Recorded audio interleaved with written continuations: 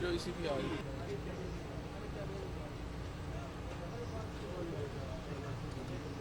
بسم اللہ الرحمن الرحیم.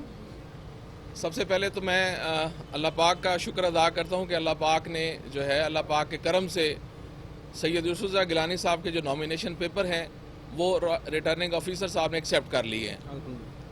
اور پی ٹی آئی کی طرف سے جو آبجیکشن فائل کیے گئے تھے ان میں 2 گراؤنڈ پی ٹی آئی نے لیے تھے. نمبر 1 کہ سید یوسف رضا گیلانی صاحب کو سال 2012 میں سپریم کورٹ آف پاکستان نے نااہل کیا تھا آئین کے آرٹیکل 63 جی کے تحت، جس پر ریٹرننگ آفیسر صاحب نے یہ ہولڈ فرمایا ہے کہ چونکہ وہ ڈسکوالیفیکیشن 5 سال کے لیے تھی اس لیے وہ ڈسکوالیفیکیشن ختم ہو گئی ہے 2017 میں اور وہ الیکشن لڑنے کے اہل ہیں.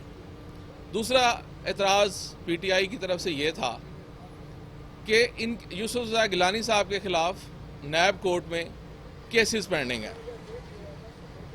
ریٹرننگ آفیسر صاحب نے بڑا تفصیلی اس کا جواب دیا ہے اور کل دوران سماعت بھی میں نے یہی اعتراض لیا تھا کہ جو کیسز پینڈنگ ہو اس سے کوئی فرق نہیں پڑتا.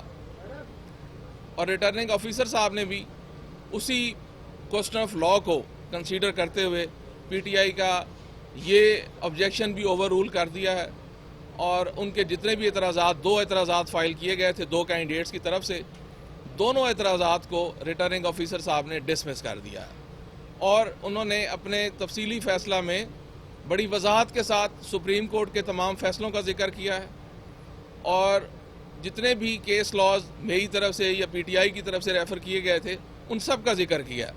اور ان سب کو مد نظر رکھتے ہوئے انہوں نے بڑے مدلل انداز میں یہ ہولڈ فرمایا ہے کہ یوسف رضا گیلانی صاحب جو ہیں وہ بالکل کوالیفائڈ ہیں اور ان کے نامینیشن پیپرز کو ایکسیپٹ کرتے ہیں اور ان کی طرف سے اجازت ہے کہ گیلانی صاحب سینٹ آف پاکستان کا الیکشن کنٹیسٹ کریں.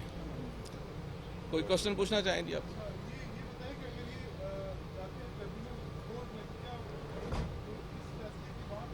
دیکھیں ریٹرننگ آفیسر صاحب نے یہ فیصلہ سپریم کورٹ آف پاکستان کے فیصلوں کی روشنی میں کیا ہے، آئین کی روشنی میں کیا ہے. آئین میں یہ لکھا ہوا ہے کہ ڈسکوالیفیکیشن جو ہے 63 جی کے تحت جو ہے وہ صرف 5 سال کے لیے ہوگی. صرف 62 کے اندر جو ڈسکوالیفیکیشن ہوتی ہے وہ فار ایور ہوتی ہے. اس میں صرف ابھی تک ایک آدھا کیس ہی ڈیسائیڈ ہوا ہے جس پہ میاں نواز شریف صاحب کو کیا گیا ہے، ادروائز اس کے علاوہ آج تک کبھی بھی کسی کو 62 کے تحت ابھی تک ڈسکوالیفائی نہیں کیا گیا. 2013 میں رات جناب چیف جسٹس سابقہ چیف جسٹس چوئی صاحب نے بھی ایک انٹرویو میں ایک ٹی وی کو بتایا کہ یہ جو عارضی ڈسکوالیفیکیشنز ہوتی ہیں 63 کے تحت یہ اپنے وقت کے ساتھ ختم ہو جاتی ہیں.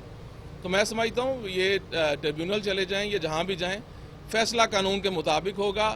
آج کے اس فیصلے نے یہ ثابت کیا ہے کہ آج جیت حق کی ہوئی ہے، آج جیت قانون کی ہوئی ہے، آج جیت جمہوریت کی ہوئی ہے. Thank you G.